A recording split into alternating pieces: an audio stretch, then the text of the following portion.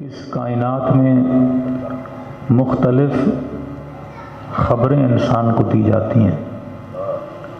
ہو سکتا ہے کوئی آپ کو فیوچر کی کوئی خبر دے کہ جناب آپ امیر بن جاؤ گے، جناب آپ کی شادی ہو جائے گی، جناب اتنے سال میں خدا آپ کو اولاد نرینہ عطا کرے گا، یا کئی ایسی خبریں کہ مرنے کے بعد حوریں ملیں گی، جنت ملے گی، یا گنہگاروں کو یہ عذاب ہوگا۔ ہر خبر پہ بندہ شک کر سکتا ہے۔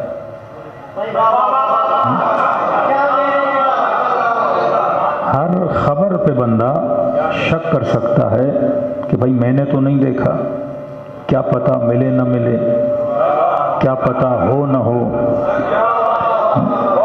تو ہر خبر قابل شک ہے، کیونکہ میں نے اس کو ہوتا ہوا آج تک دیکھا نہیں ہے۔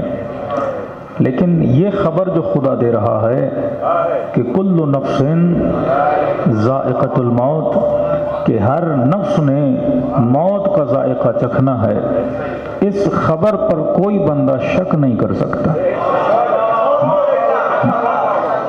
کیونکہ میں ہمیشہ کہتا ہوں ہر مذہب کے ہر عقیدے پہ آپ شک کر سکتے ہو، کہ سنی کہیں گے ہمارا عقیدہ صحیح، شیعہ کہیں گے ہمارا عقیدہ صحیح، کرسچن کہیں گے ہمارا عقیدہ صحیح، یہودی کہیں گے ہمارا عقیدہ صحیح، لیکن کائنات کا ایک عقیدہ ہے جس پر کوئی بھی انسان شک نہیں کرتا، اور وہ عقیدہ موت کا عقیدہ ہے، کہ کسی بھی بندے کو موت کے آنے پہ، نہ موت کی خبر پہ کوئی شک نہیں۔ آپ کو بچہ بھی بولے گا ایک دن مرنا ہے، بولو گے جی میرے لال۔ آپ کو بزرگ اور بوڑھے بولیں گے کہ آپ نے مرنا ہے، آپ کہیں گے جی میرے لال۔ اور یہ موت ایک واحد ایسی خبر ہے جس کی خدا کلی اعتبار سے بھی خبر دے رہا ہے، کہ جس طرح بولا جاتا ہے بھئی قیامت آئے گی، پھر قیامت کی نشانیاں بتائی جاتی ہیں۔ امام زمانہ آئیں گے، پھر ظہور کی نشانیاں بتائی جاتی ہیں، کہ مثلا سفیانی آئے گا، دجال آئے گا، فلاں انقلاب آئے گا، یہ مسائل ہوں گے، فقر ہوگا، فاقہ ہوگا، فحاشت و عریانی اپنے عروج پہ ہوگی، ظلم و استبداد اپنی بلندیوں پہ ہوگا۔ تو مومن اکثر پوچھتے ہیں کہ مولانا فلاں نشانی بھی ہو گئی، فلاں نشانی بھی ہو گئی، تو اس کا مطلب کیا ہے کہ ہم امام کے ظہور کے بہت قریب ہیں؟ تو کبھی کبھی خبر دی بھی جاتی ہے، اور اس خبر کے آنے کی نشانیاں بتائی جاتی ہیں۔ موت ایک ایسی خبر ہے جس کا رونما ہونا ہر بندے کو یقین کامل ہے۔ دوسرا یہ کہ جو موت کے آنے کی نشانیاں ہیں، اس کی خبر خدا بتاتا نہیں ہے، وجود بشر پہ بٹھاتا ہے۔ ہر چیز کی خبر دی جاتی ہے۔ ایک تو موت کی خبر دی کہ کل نفس ذائقۃ الموت، ہر نفس نے موت کا ذائقہ چکھنا ہے، اور اس خبر کے آنے کی نشانیاں بھی بتاتا ہے، اور اس وجود بشر پر نشانیوں کو بٹھاتا بھی ہے۔ آپ کہیں گے مولانا کیسے بٹھاتا ہے؟ کبھی جناب نے خود کو آئینے میں دیکھا تو بال سفید ہونے لگے۔ یہ بالوں کی سفیدی موت کے آنے کی نشانی ہے۔ کبھی بال جھڑنے لگتے ہیں، کبھی سفید ہونے لگتے ہیں، کبھی خوبصورت کھال پہ جھریاں آنا شروع ہو جاتی ہیں۔ یہ جھریاں موت کے آنے کی نشانی ہے۔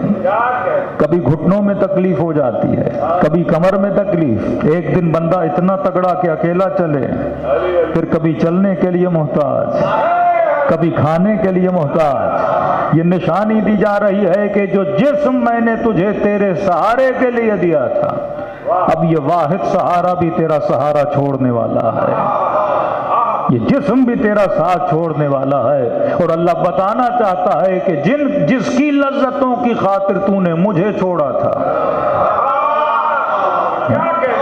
جس کی لذتوں کی خاطر تو نے مجھے چھوڑا تھا، اب وہ مشکل ترین وقت میں تجھے چھوڑنے والا ہے۔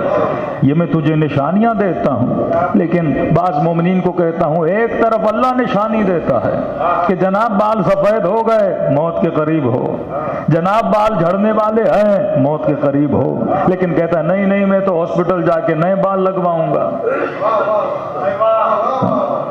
یہ بالوں کو بار بار کلر کر کے لوگوں کو بتاتا ہے میں جوان ہوں، خدا بار بار سفید کر کے بتاتا ہے تو جوان نہیں ہے۔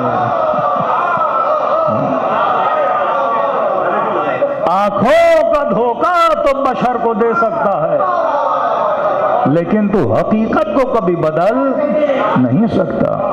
یہ کائنات اللہ کی نشانیوں سے بھری ہوئی ہے، اور فرمایا کل نفس ذائقۃ الموت، یہ نہیں کہا کل روح ذائقۃ الموت، کہا کہ ہر نفس نے موت کا ذائقہ چکھنا ہے، ہر روح نے نہیں، ہر نفس نے۔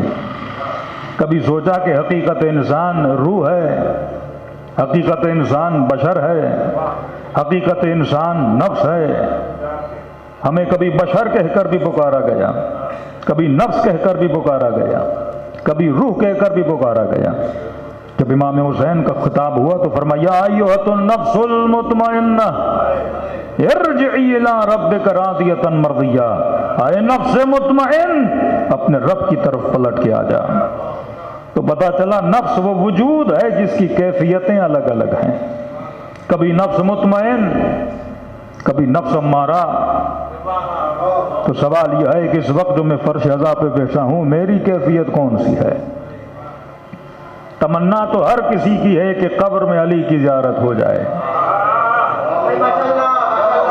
لیکن یاد رکھنا یہ تمنا اسی کی پوری ہوتی ہے جو نفس مطمئن والا ہو، امارہ والا نہ ہو۔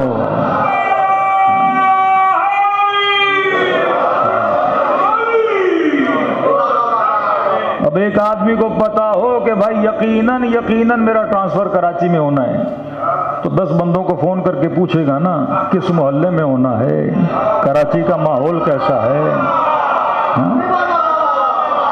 آپ سب کو خبر دی گئی کہ ہر نفس نے موت کا ذائقہ چکھنا ہے، ٹرانسفر ہونا ہے عالم برزخ میں۔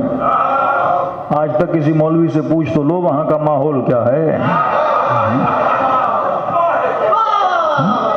ہمارا مسئلہ یہ ہے کہ ہم خود ماحول بنانا شروع کر دیتے ہیں۔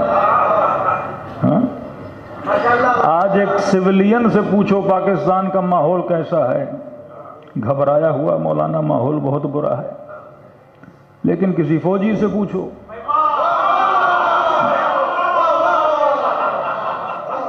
کہتے ہیں گل و بہار ہے، ماحول تو بہت اچھا ہے۔ آپ ماحول کو جس طرح بنانا چاہتے ہو بنا سکتے ہو۔ ایک ہے خواب و خیال میں ماحول بنانا، ایک ہے حقیقت میں ماحول بنانا۔ اب آپ کہیں گے کہ مولانا برزخ کا ماحول کیسا ہے، تو میں نے کہا کوئی بڑی مشکل نہیں ہے برزخ کے ماحول کو جانچنا۔ کہ کیسے پتہ لگے؟ میں نے کہا اپنا ماحول دیکھ لو، برزخ کے ماحول کا خود پتہ لگ جائے گا۔ برزخ تیرے اندر ہے، اپنے قلب کے اندر دیکھو، اپنے وجود کے اندر دیکھو، تجھے برزخ کے ماحول کا پتہ چل جائے گا۔ جنت ایک وجود خارجی نہیں ہے، جہنم ایک وجود خارجی نہیں ہے، یہ تو ہے جو جنت بناتا ہے، یہ تو ہے جو جہنم بناتا ہے۔ قیامت کے دن کوئی بندہ اللہ کو بلیم نہیں کر سکتا کہ مجھے جہنم میں کیوں بھیج رہے ہو، کوئی بندہ بلیم نہیں کر سکتا کہ مجھے جنت میں کیوں بھیج رہے ہو یا فلاں کو جنت میں کیوں بھیج رہے ہو۔ کہ جنت بھی تو نے بنائی، جہنم بھی تو نے بنائی ہے۔ میں نے کلیئر تجھے راستہ بتایا تھا کہ اس راہ پہ چلو گے اینڈنگ جنت کی ہے، اس راستے پہ چلو گے اینڈنگ جنت کی ہے۔ اختیار کس کا ہے؟ تیرا ہے۔ لیکن سوال وہیں کا وہیں ہے، کل نفس ذائقۃ الموت، ہر نفس نے موت کا ذائقہ چکھنا ہے۔ یہ کیوں نہیں کہا کہ کل بشر کل روح، یہ کیوں کہا کہ کل نفس ذائقۃ الموت؟ جہاں لفظ بشر آتا ہے وہاں مراد جسم ہوتا ہے، جسم وداؤٹ روح۔ جہاں لفظ روح آتا ہے کہ قل روح من امر ربی، روح امر پروردگار عالم ہے، وہاں سے پھر مراد جسم نہیں ہے، صرف روح خالی ہے۔ لیکن جہاں لفظ نفس آتا ہے یہاں روح اور جسم کا میلاب ہے۔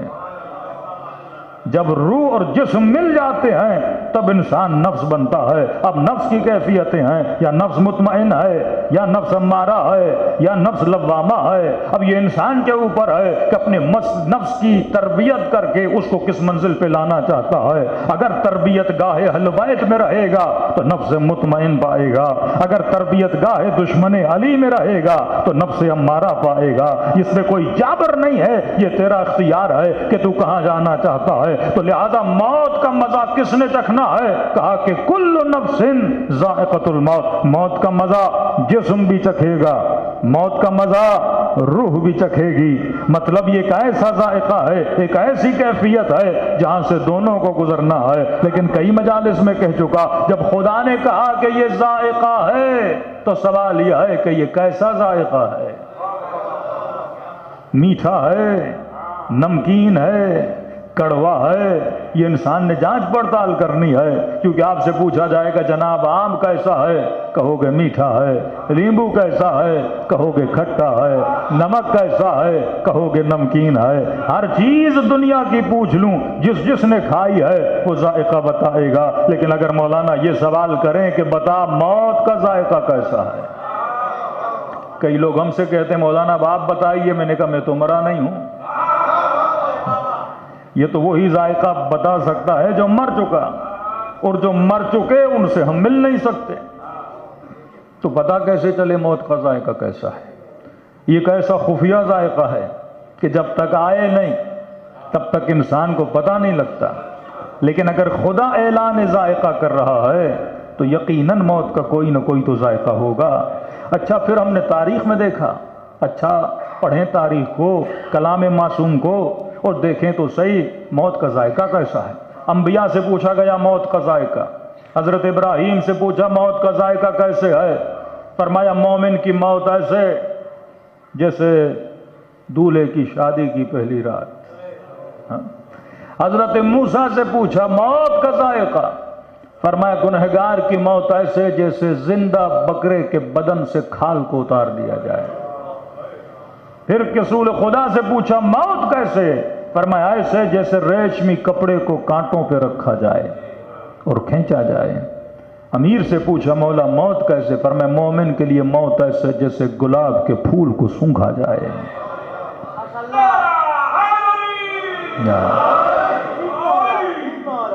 کربلا کے میدان میں چچا نے بھتیجے سے پوچھا،